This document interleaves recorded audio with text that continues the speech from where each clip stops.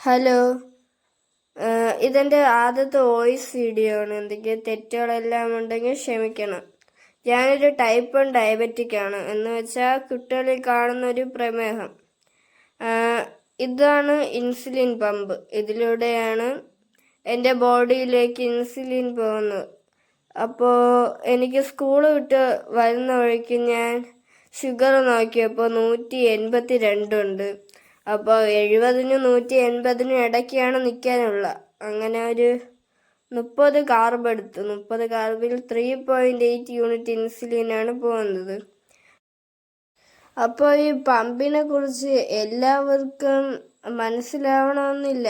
അപ്പോൾ ഈ ഇൻസുലിൻ പമ്പിനെ കുറിച്ചൊരു ഡീറ്റെയിൽ ആയിട്ടുള്ളൊരു വീഡിയോ ഞാൻ ഉടനെ തന്നെ അപ്ലോഡ് ചെയ്യുന്നതാണ്.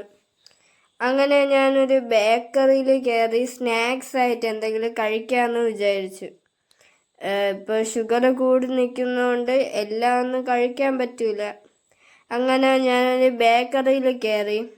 അവിടെ ഒരുപാട് സ്വീറ്റ്സ് എല്ലാം ഉണ്ടായിരുന്നു. പക്ഷേ എനിക്ക് കഴിക്കാൻ പറ്റാത്തത് കൊണ്ട് സാധാരണ ഞാൻ സ്വീറ്റ്സ് എല്ലാം കഴിക്കുന്നതാണ്. ഇപ്പോൾ ഷുഗർ കൂടുതലായതുകൊണ്ട് ഒരു മിൻറ്റ് പപ്സും ഒരു ലൈം ജ്യൂസും മാത്രമാണ് കുടിച്ചത്. ഉപ്പിട്ട ലൈം ജ്യൂസ്. ഈ ഉപ്പിട്ട ലൈം ജ്യൂസ് ഷുഗർ പെട്ടെന്ന് കുറയ്ക്കാൻ വേണ്ടി സഹായിക്കും. അപ്പോൾ പുതിയൊരു വീഡിയോ കാണുന്നത് വരെ ബൈ.